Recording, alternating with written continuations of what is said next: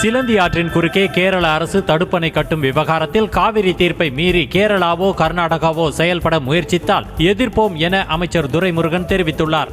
மேலும் காவிரி வடிநிலத்தில் சிறுபாசனம் பற்றிய விவரங்களை சேகரித்து கண்காணிக்க வேண்டும் என காவிரி மேலாண்மை கூட்டத்தில் வலியுறுத்தியுள்ளதாக குறிப்பிட்டுள்ளார்.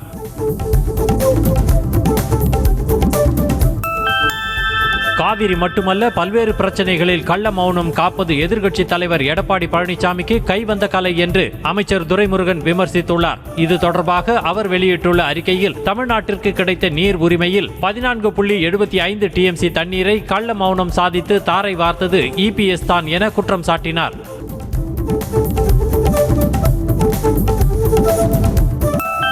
தமிழகத்தில் தேனி, தென்காசி, விருதுநகர் ஆகிய 3 மாவட்டங்களில் இன்று மிக கனமழை பெய்யும் என சென்னை வானிலை ஆய்வு மையம் தெரிவித்துள்ளது.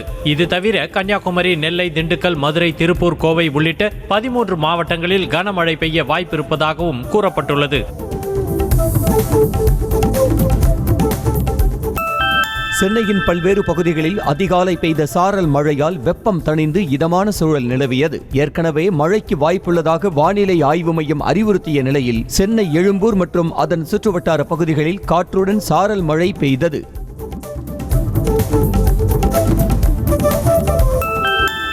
கொடைக்கானல் மூங்கில்காடு அருகே உள்ள ஆற்றில் வெள்ளப்பெருக்கு ஏற்பட்டதால் அப்பகுதியில் வசித்த மக்களை தீயணைப்பு வீரர்கள் கயிறு கட்டி மீட்டனர். அப்போது 4 வயது குழந்தை மற்றும் அவரது தாய் போராடி மீட்கப்பட்ட நிலையில் மாவட்ட நிர்வாகம் ஆய்வு செய்து இப்பகுதிக்கு நிரந்தர பாலம் அமைத்து தர வேண்டும் என கோரிக்கை எழுந்திருக்கிறது.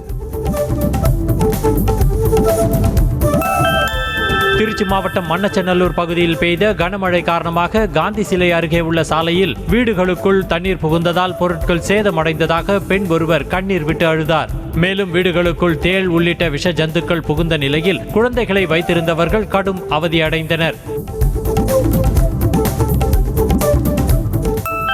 நாமக்கல் மாவட்டம் ராசிபுரத்தில் தொடர் கனமழையால் அரசு மருத்துவமனை வளாகத்தில் மழை நீர் குளம் போல் தேங்கியது. அத்துடன் பிரசவ வார்டு பகுதியிலும் மழை நீர் தேங்கியதால் கர்ப்பிணிகளை உறவினர்கள் பார்க்க செல்ல முடியாத சூழல் ஏற்பட்டுள்ளது.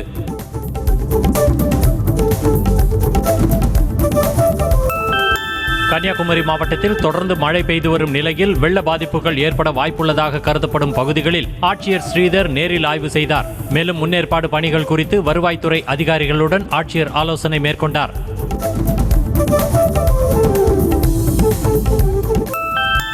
தாம்பரம் ரயில் நிலையத்தில் 4 கோடி ரூபாய் பணம் சிக்கிய வழக்கில் தமிழக பாஜக நிர்வாகிகள் கேசவ விநாயகம் மற்றும் SR சேகர் ஆகிய இருவரும் இன்று ஆஜராக CBCID போலீசார் சம்மன் அனுப்பியுள்ளனர்.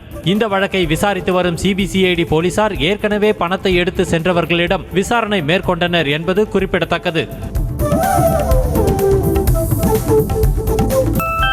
தமிழ்நாட்டில் அரசு கலை மற்றும் அறிவியல் கல்லூரிகளில் மாணவர் சேர்க்கைக்கு விண்ணப்பிக்கும் கால அவகாசம் நீட்டிக்கப்பட்டுள்ளது. 20ஆம் தேதி முடிவடைவதாக அறிவித்திருந்த நிலையில் மேலும் 4 நாட்கள் நீடித்து 24ஆம் தேதி வரை விண்ணப்பிக்கலாம் என தெரிவிக்கப்பட்டுள்ளது.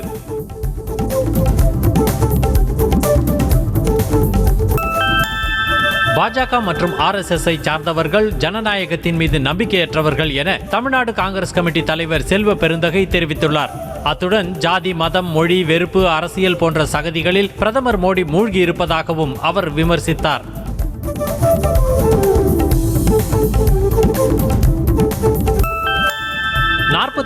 தொகுதிகளுக்கு நடைபெற்ற 5ஆம் கட்ட மக்களவை தேர்தலில் 59% அதிகமான வாக்குகள் பதிவானதாக தேர்தல் ஆணையம் தெரிவித்துள்ளது. அதிகபட்சமாக மேற்கு வங்கத்தில் 73.14% வாக்குகளும், குறைந்தபட்சமாக மகாராஷ்டிராவில் 53.51% வாக்குகளும் பதிவாகியுள்ளன.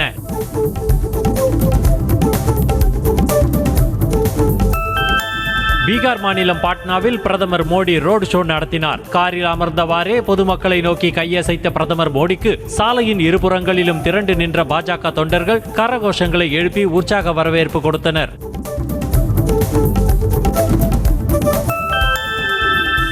மேற்கு வங்க மாநிலத்தில் ஒவ்வொரு வேலைக்கும் திரிணாமுல் காங்கிரஸ் கட்சி ரேட் கார்டு வைத்துள்ளதாக பிரதமர் மோடி சாடியுள்ளார். ஜார்கிராம் பகுதியில் பிரச்சாரம் மேற்கொண்ட அவர் தொழில்கள், உள்கட்டமைப்பு என அனைத்தையும் அழித்து மாநிலத்தை திரிணாமுல் காங்கிரஸ் பின்னோக்கி தள்ளுவதாக குற்றஞ்சாட்டினார்.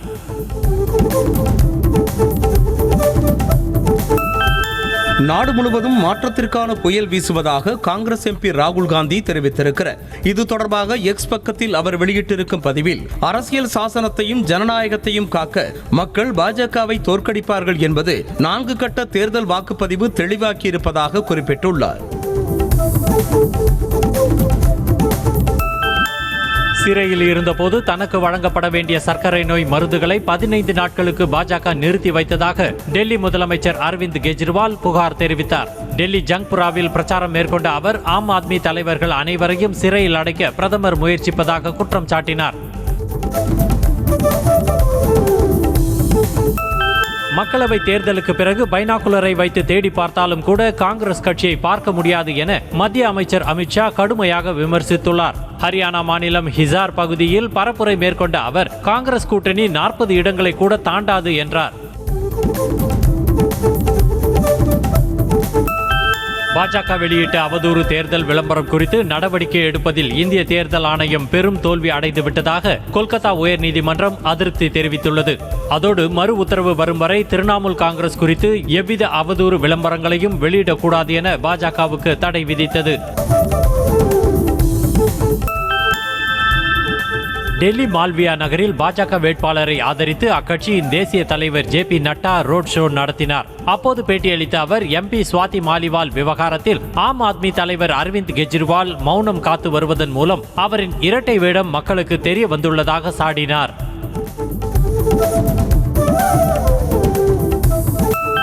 ஒடிசா மாநிலம் ரூர்கேலா சட்டமன்ற தொகுதியில் வாக்குப்பதிவின் போது பாஜக மற்றும் BJT நிர்வாகிகள் இடையே வாக்குவாதம் ஏற்பட்டது. இதனால் சலசலப்பு ஏற்பட்ட நிலையில் பாதுகாப்பு பணியில் இருந்த போலீசார் அவர்களை அங்கிருந்து அனுப்பி வைத்தனர். ஹிமாச்சல பிரதேசம் மண்டி தொகுதி பாஜக வேட்பாளர் நடிகை கங்கனா ரனாவத் பிரச்சாரம் செய்ய எதிர்ப்பு தெரிவித்து காங்கிரஸ் கட்சியினர் கருப்பு கொடி ஏந்தி போராட்டம் நடத்தினர். காசா பகுதியில் கங்கனா மற்றும் முன்னாள் முதலமைச்சர் ஜெய்ராம் தாக்கூரின் காரை வழிமறித்ததாகவும் அதன் மீது தாக்குதல் முயற்சி நடத்தப்பட்டதாகவும் கூறப்படுகிறது. ஆம் ஆத்மி பெண் MP சுவாதி மாலிவாலை தாக்கியதாக கூறப்படும் வழக்கில் கைதான பிபவ் குமாரை கெஜ்ரிவால் இல்லத்திற்கு அழைத்து சென்று போலீசார் விசாரணை மேற்கொண்டனர். மே 13ஆம் தேதி கெஜ்ரிவால் இல்லத்தில் என்ன நடந்தது என்பதை செய்து காட்டச் சொல்லி அவரிடம் விசாரித்ததாக கூறப்படுகிறது.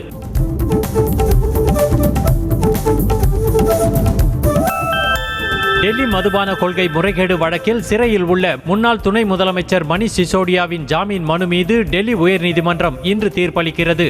இந்த வழக்கில் இருதரப்பு வாதங்களும் நிறைவடைந்த நிலையில் நீதிபதி ஸ்வர்ணகாந்தா சர்மா இன்று தீர்ப்பளிக்கிறார்.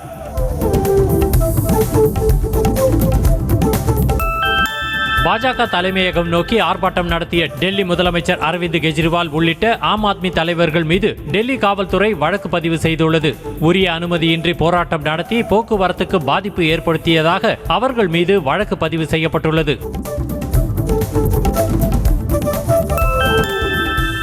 கொல்கத்தா உயர்நீதிமன்ற நீதிபதியாக இருந்த சித்தரஞ்சன் தாஸ் பிரிவு உபச்சார விழாவில் தாம் ஒரு RSS உறுப்பினர் என்றும் தனது பணியில் அனைவரையும் சமமாகவே நடத்தியதாகவும் தெரிவித்துள்ளார். மேலும் தனது பணி நிமித்தமாக 37 ஆண்டுகள் அமைப்பை விட்டு விலகியிருந்ததாகவும் அமைப்புக்கு திரும்ப தயாராக இருப்பதாகவும் கூறினார்.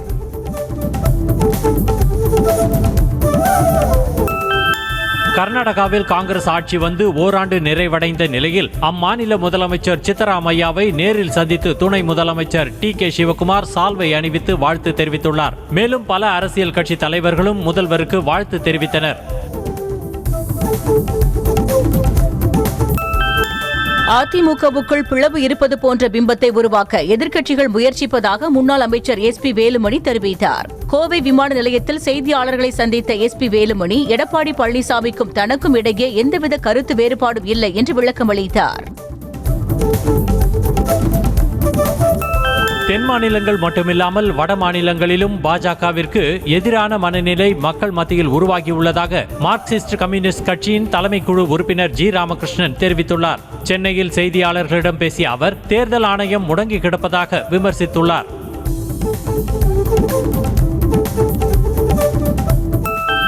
விழுப்புரம் பத்திரப்பதிவு அலுவலகத்தில் திடீர் சோதனையில் ஈடுபட்ட லஞ்ச ஒழிப்பு போலீசார் 1,80,000 ரூபாய் ரொக்க பணத்தை பறிமுதல் செய்தனர். பத்திரப்பதிவு அலுவலகத்தில் லஞ்ச ஒழிப்பு போலீசார் சுமார் 4 மணி நேரம் சோதனை மேற்கொண்டு பணம் பறிமுதல் செய்த சம்பவம் பரபரப்பை ஏற்படுத்தியுள்ளது.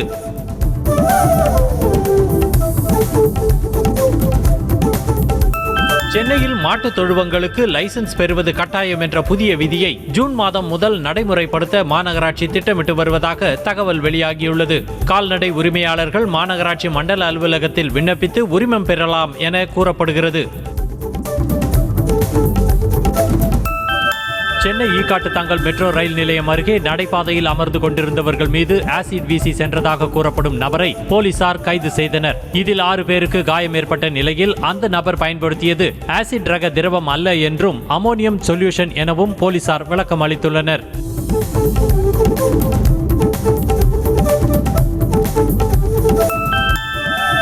கள்ளக்குறிச்சி மாவட்டம் உளுந்தூர்பேட்டையில் கைலாசநாதர் கோவிலுக்கு சொந்தமான 5 கோடி ரூபாய் மதிப்பிலான நிலங்கள் மீட்கப்பட்டது.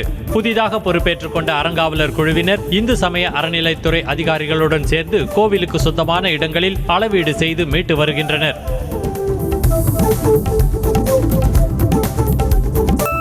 சென்னை போரூரில் கொலை முயற்சி வழக்கில் 18 ஆண்டுகளாக ஆஜராகாமல் இருந்தவரை பூந்தமல்லி நீதிமன்றம் தேடப்படும் குற்றவாளியாக அறிவித்துள்ளது. பிரகாஷ் என்பவர் 2006ஆம் ஆண்டு ஒருவரை கொலை செய்ய முயற்சித்ததாக கைது செய்யப்பட்டு ஜாமீனில் வெளியே வந்து தலைமறைவான நிலையில் தேடப்படும் குற்றவாளியாக அறிவிக்கப்பட்டுள்ளார்.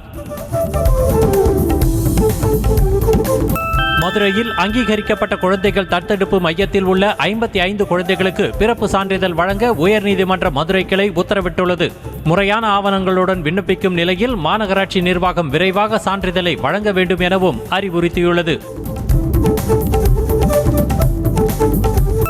மதுரையில் சாரல் மழையின் போது அதிவேகமாக சென்ற கார் கட்டுப்பாட்டை இழந்து சாலையின் நடுவே உள்ள தடுப்பு சுவரில் மோதி விபத்துக்குள்ளானது. இதில் காரில் இருந்த அதே பகுதியைச் சேர்ந்த சுரேஷ் என்பவருடைய குடும்பத்தினர் காயமின்றி தப்பிய நிலையில் காரின் முன்பக்க டயர் கழன்று விழுந்தது.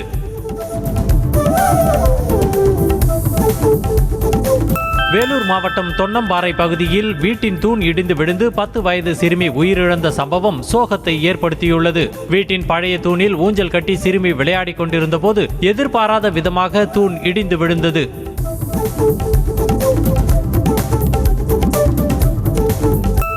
திண்டுக்கல் மாவட்டம் ஒட்டன்சத்திரம் அருகே ஓட்டுநரின் கட்டுப்பாட்டை இழந்த கார் தலைகுப்புற கவிழ்ந்ததில் ஒரே குடும்பத்தைச் சேர்ந்த 4 பேர் காயமடைந்தனர். சோழவந்தான் பகுதியைச் சேர்ந்த வீரமணி என்பவர் தனது குடும்பத்தினரோடு பழனிக்கு சாமி தரிசனம் செய்ய காரில் சென்றபோது இந்த விபத்து ஏற்பட்டுள்ளது. விருதுநகர் அரசு மருத்துவமனையில் குழந்தை கடத்தலை தடுக்க ரேடியோ அதிர்வெண் அடையாள அட்டை அறிமுகம் செய்யப்பட்டுள்ளது. கர்ப்பிணிகளிடையே வரவேற்பை பெற்றுள்ளது. ரேடியோ அதிர்வெண் அடையாள அட்டை இல்லாதவர்கள் குழந்தையை மகப்பேறு வார்டில் இருந்து வெளியே எடுத்துச் செல்ல முயன்றால் சென்சார் கருவி மூலம் சத்தம் எழுப்பும் வகையில் வடிவமைக்கப்பட்டுள்ளது. நாமக்கல் மாவட்டம் நாமகிரிப்பேட்டையில் நில விற்பனை தொடர்பான பிரச்சனையில் வழக்கறிஞரை தாக்கிய ஒரே குடும்பத்தைச் சேர்ந்த தந்தை மகள்கள் உட்பட 4 பேரை போலீசார் கைது செய்தனர். வெள்ளக்கல்பட்டியைச் சேர்ந்த ராமசாமி நில பிரச்சனை குறித்து பேச வழக்கறிஞர் பாலாஜி அலுவலகத்திற்கு சென்றபோது ஏற்பட்ட தகராறில் தாக்கியது தெரியவந்தது.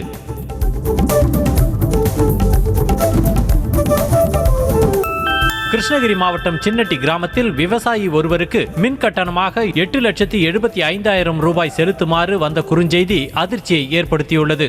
அதிகபட்சமாக 100 ரூபாய் வரை மட்டுமே மின் கட்டணம் செலுத்தி வந்த நிலையில் மின்வாரிய அலுவலகத்தில் விவசாயி புகார் அளித்தார். காஞ்சிபுரத்தில் அதிக அளவு புகையை கக்கியவாறு சென்ற அரசு பேருந்தின் வீடியோ வேகமாக பரவிய நிலையில் அதனை முறையாக சீரமைக்க வேண்டும் என வாகன ஓட்டிகள் கோரிக்கை விடுத்துள்ளனர். காஞ்சிபுரத்தில் இருந்து திருப்பதிக்கு செல்லும் அரசு பேருந்தில் இருந்து கொசு மருந்து அடிப்பது போல அதிக அளவு புகை வெளியேறியது.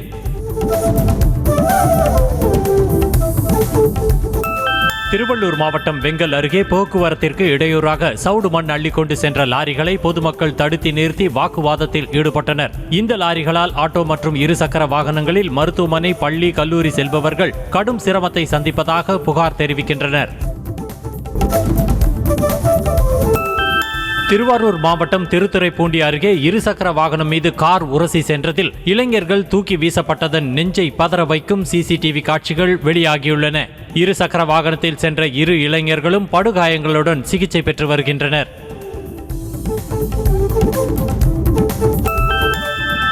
சென்னை அடுத்த புழல் பகுதியில் மகள் திருமணத்திற்காக வைத்திருந்த 95 சவரன் நகையை மர்ம நபர்கள் கொள்ளையடித்து சென்றனர். கோபாலகிருஷ்ணன் என்பவருடைய வீட்டின் பூட்டை உடைத்து உள்ளே புகுந்த கொள்ளையர்கள் பீரோவில் இருந்த 95 சவரன் நகை 1.25 கிலோ வெள்ளி பொருட்களை கொள்ளையடித்து சென்றனர்.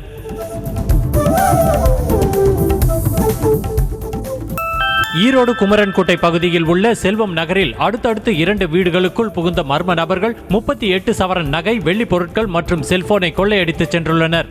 மகேஷ்குமார் மற்றும் சண்முகம் ஆகியோர் வீட்டில் நடந்த கொள்ளை சம்பவம் குறித்து போலீசார் சிசிடிவி காட்சிகளை ஆய்வு செய்து விசாரித்து வருகின்றனர். திருத்தணி முருகன் கோவிலில் பக்தர் ஒருவரின் இருசக்கர வாகனம் திருடப்பட்ட நிலையில் அது தொடர்பான சிசிடிவி காட்சிகள் வெளியாகியுள்ளது. தொடர்ச்சியாக இருசக்கர வாகனங்கள் திருடப்படும் நிலையில் போலீசார் மற்றும் கோவில் நிர்வாகம் தகுந்த நடவடிக்கை எடுக்க வேண்டுமென கோரிக்கை எழுந்துள்ளது.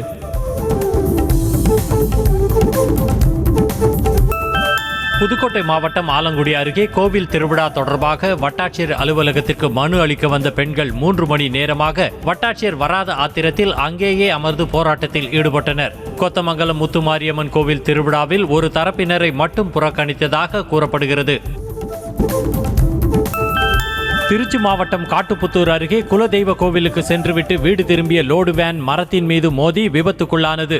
இதில் 9 பேர் படுகாயமடைந்த நிலையில் 2 சிறுமிகளின் கால்கள் வேனில் சிக்கிக் கொண்டதால் நீண்ட நேரம் போராடி அவர்களையும் மீட்டு மருத்துவமனையில் சேர்த்தனர்.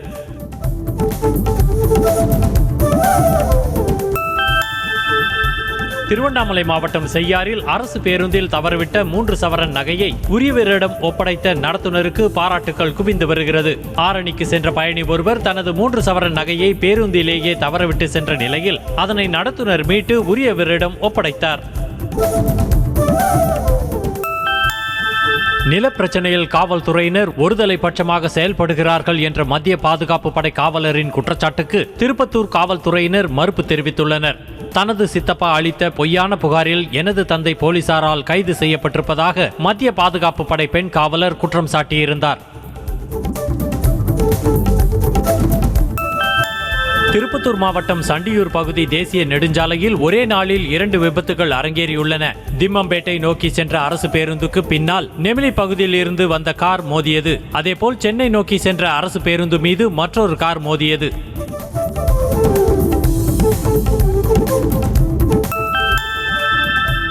ராணிப்பேட்டை மாவட்டம் ஷோலிங்கர் அடுத்த கூடலூரில் நடைபெற்ற கோயில் திருவிழாவில் ஏற்பட்ட தகராறு காரணமாக வைலாம்பாடி கிராமத்தைச் சேர்ந்த இளைஞர்கள் கட்டையால் தாக்கியதில் 2 இளைஞர்கள் காயமடைந்தனர். இதனை கண்டித்தும் தாக்குதல் நடத்திய வைலாம்பாடி கிராமத்தைச் சேர்ந்த இளைஞர்களை கைது செய்ய கோரியும் கூடலூர் மக்கள் சாலை மறியல் போராட்டத்தில் ஈடுபட்டனர்.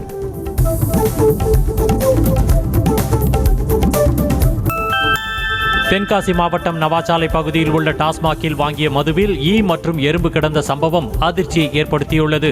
சீல் உடைக்காத பாட்டிலில் ஈ மற்றும் எறும்பு இருந்ததை கண்டு அதிர்ச்சி அடைந்த மதுப்பிரியர் டாஸ்மாக் கடைக்கு சென்று முறையிட்டதும் வேறு மது பாட்டில் மாற்றிக் கொடுக்கப்பட்டது.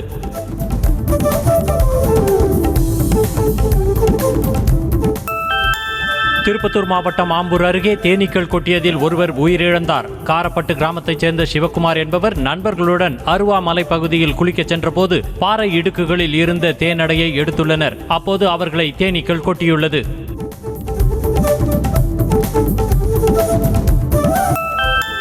மதுரை மாவட்டம் உசிலம்பட்டி அருகே வெள்ளரிக்காய் உரிய விலை போகாததால் அவை செடியிலேயே மாடுகளுக்கு இரையாகும் அவலம் ஏற்பட்டுள்ளது. தொடர் மழையினால் வெள்ளரியை வாங்க வியாபாரிகள் ஆர்வம் காட்டாததால் அவற்றை பறிக்காமல் செடியிலேயே விட்டுவிடும் நிலைமை ஏற்பட்டுள்ளதாக விவசாயிகள் வேதனை தெரிவித்தனர்.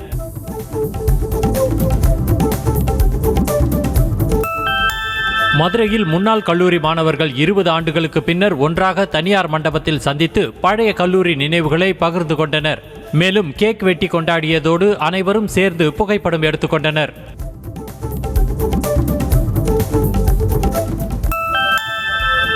சென்னை அடுத்த பூந்தமல்லியில் நடைபெற்ற பாரம்பரிய தமிழர் கலை பயிற்சி பட்டறையில் மாணவர்கள் ஏராளமானோர் ஆர்வமுடன் பங்கேற்றனர். இதில் பறையாட்டம், கும்மியாட்டம், கோலாட்டம், ஒயிலாட்டம், கைச்சிலம்பாட்டம் உள்ளிட்ட பயிற்சிகள் வழங்கப்பட்டன. சென்னையில் திடீரென வானத்தில் தோன்றி வட்டமடித்த ஒளியை மக்கள் ஆச்சரியத்துடன் பார்த்தனர். வட்டமடித்தது தேவதூதர்களா என மக்கள் ஒருவருக்கொருவர் கேள்வி எழுப்பிய நிலையில் இந்த ஒளிக்கீற்றுகள் இடி மின்னலின் போது தோன்றும் வழக்கமான வானிலை நிகழ்வு என கூறப்படுகிறது.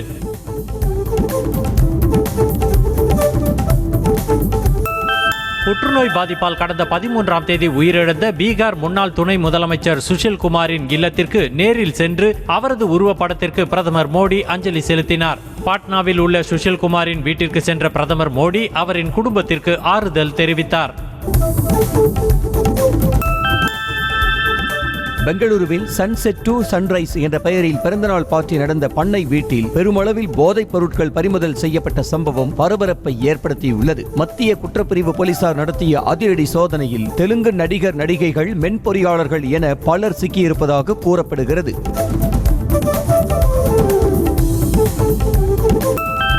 வெப்ப அலை எச்சரிக்கையை அடுத்து இமாச்சல பிரதேசத்தின் 8 மாவட்டங்களில் பள்ளிகள் செயல்படும் நேரத்தை மாற்ற உத்தரவிடப்பட்டுள்ளது. அதன்படி பள்ளி மாணவர்களுக்கு காலை 7:30 மணி முதல் மதியம் 1 மணி வரை மட்டுமே வகுப்புகள் நடத்த வேண்டும் என கல்வி இயக்குநரகம் அறிவுறுத்தியுள்ளது. கர்நாடகாவில் கடைகளில் பற்றிய தீயில் சிக்கி 50 லட்சம் ரூபாய்க்கும் அதிகமான பொருட்கள் எரிந்து சேதமானதாக கூறப்படுகிறது. கொப்பல் மாவட்டத்தில் ஹார்ட்வேர் கடையில் பற்றிய தீ அருகிலுள்ள பிளாஸ்டிக் மற்றும் மதுபான கடைகளுக்கும் பரவியதில் அப்பகுதியே புகை மண்டலமாக காட்சியளித்தது.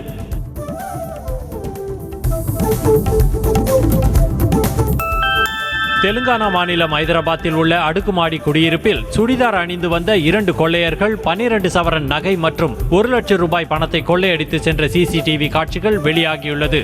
சுடிதார் அணிந்து வந்த கொள்ளையர்கள் யார் என்பது குறித்து போலீசார் விசாரித்து வருகின்றனர்.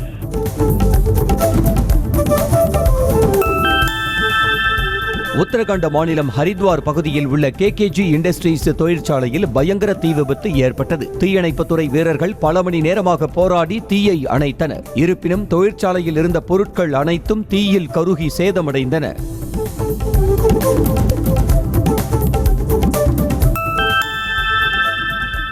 நேபாள அரசு மீது கொண்டுவரப்பட்ட நம்பிக்கை வாக்கெடுப்பில் பிரதமர் பிரசண்டா வெற்றி பெற்றார். நேபாள பிரதமராக பதவியேற்ற 18 மாதங்களில் 4வது முறையாக நடத்தப்பட்ட நம்பிக்கை வாக்கெடுப்பில் பிரசண்டா 1 வாக்கு வித்தியாசத்தில் வெற்றி பெற்று மீண்டும் ஆட்சியை உறுதி செய்தார்.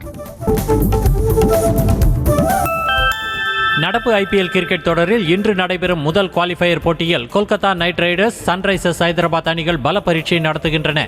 இதில் வெற்றி பெறும் அணி நேரடியாக இறுதிப் போட்டிக்கு தகுதி பெறும் என்பதால் இன்றைய ஆட்டத்தில் விறுவிறுப்புக்கு பஞ்சம் இருக்காது.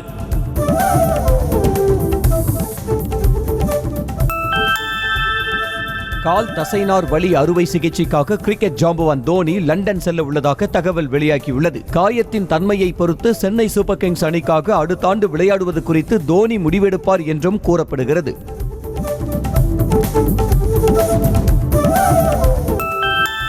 கொல்கத்தா பயிற்சியாளருடன் உரையாடிய வீடியோவை அனுமதியின்றி வெளியிட்டதாக ரோஹித் சர்மா முன்வைத்த குற்றச்சாட்டிற்கு ஸ்டார் ஸ்போர்ட்ஸ் தரப்பு மறுப்பு தெரிவித்திருக்கிறது. கிரிக்கெட் வீரர்களின் தனிப்பட்ட உரையாடலை ஒளிபரப்பவில்லை என விளக்கம் அளித்திருக்கிறது.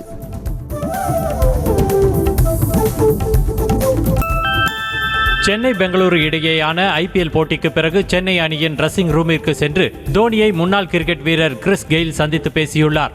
அப்போது இருவருடனும் சேர்ந்து டிஜே பிராவோ எடுத்துக்கொண்ட புகைப்படங்கள் இணையத்தில் வைரலாகி வருகின்றன.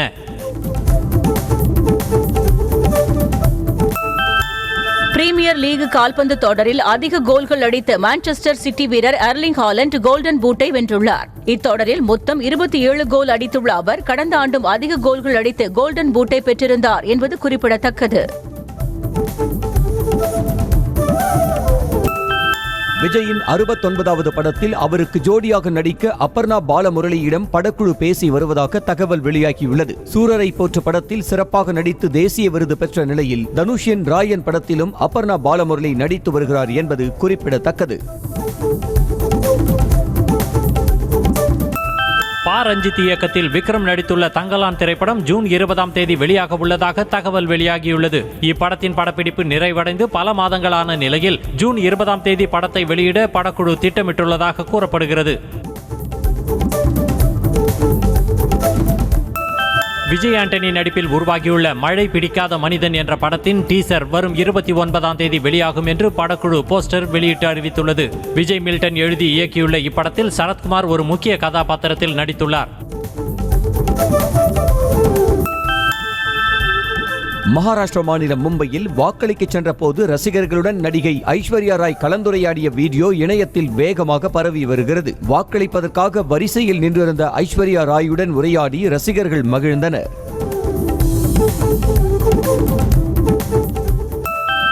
நடிகை சித்தி இத்னானி மும்பையில் தனது குடும்பத்தினருடன் சென்று வாக்களித்தார். சாண்டா குரூஸ் பகுதியில் அமைக்கப்பட்ட வாக்குச்சாவடி மையத்தில் தனது தாய் மற்றும் தந்தையுடன் சென்ற அவர் ஆர்வமுடன் ஜனநாயக கடமையாற்றினார்.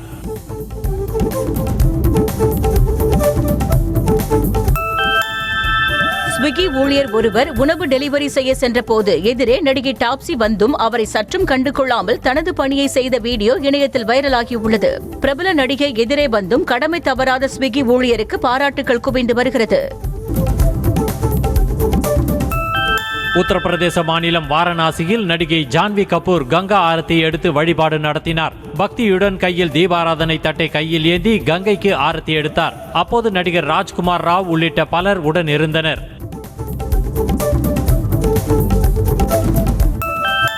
திருவாரூர் மாவட்டம் மன்னார்குடி அருகே செருமங்கலம் கிராமத்தில் வன்னீஸ்வரர் கோவில் குடமுழுக்கு விழா வெகு விமர்சையாக நடைபெற்றது. சிவாச்சாரியார்கள் வேத மந்திரங்கள் முழங்க கோபுர கலசத்தில் புனித நீர் ஊற்றப்பட்டு நன்னீராட்டப்பட்டது. இதில் ஏராளமான பக்தர்கள் கலந்து கொண்டு சாமி தரிசனம் செய்தனர். ராமநாதபுரம் மாவட்டம் கமுதியில் உள்ள காமாட்சி அம்மன் கோவிலில் வைகாசி பொங்கல் உற்சவத்தை முன்னிட்டு திருவிளக்கு பூஜை நடைபெற்றது. அம்மனுக்கு பொன்னூஞ்சல் தாலாட்டுடன் நடைபெற்ற திருவிளக்கு பூஜையில் 508 பெண்கள் கலந்து கொண்டு ஸ்லோகங்களை கூறி கூட்டு வழிபாடு நடத்தினர். சிவகங்கை மாவட்டம் கண்டவராயன்பட்டி கிணத்தடி காளியம்மன் கோவிலில் பூச்சொரிதல் விழாவை முன்னிட்டு பக்தர்கள் பால்குடம் எடுத்து வழிபாடு நடத்தினர். பழையூர் கோவிலில் இருந்து பால்குடங்களை சுமந்து வந்த பக்தர்கள் காளியம்மன் கோவில் முன்பாக அமைக்கப்பட்டிருந்த பூக்குழியில் இறங்கி நேர்த்தி கடன் செலுத்தினர்.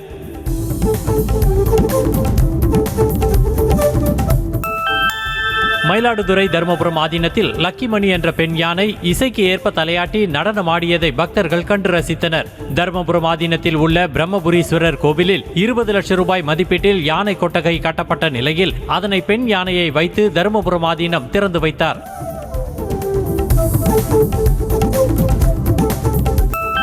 நாட்டில் அதிகரித்து காணப்படும் சைபர் கிரைம் குற்றங்களை தடுக்கும் விதமாக சுமார் 18 லட்சம் சிம் கார்டுகளை முடக்க உள்ளதாக டெலிகாம் நிறுவனங்கள் அறிவித்துள்ளன. சைபர் கிரைம் குற்றங்கள் தொடர்பான விசாரணையில் ஒரே செல்போனில் 1000க்கும் மேற்பட்ட சிம் கார்டுகள் பயன்படுத்தப்பட்டுள்ளது தெரியவந்ததால் முறைகேடான சிம் கார்டுகளை முடக்க முடிவெடுக்கப்பட்டது.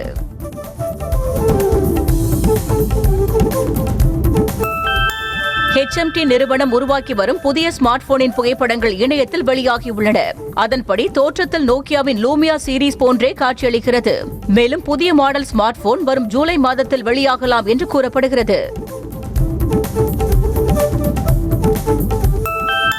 ஆப்பிள் நிறுவனம் அடுத்த ஆண்டு அறிமுகம் செய்ய இருக்கும் ஐபோன் 17 சீரீஸ் பற்றிய விவரங்கள் கசிந்துள்ளன. அதன்படி 2025ஆம் ஆண்டு முதல் ஐபோன் சீரீஸில் பிளஸ் மாடலை நிறுத்திவிட்டு புதிதாக ஸ்லிம் மாடல் ஐபோனை அறிமுகம் செய்ய இருப்பதாக தகவல் வெளியாகியுள்ளது.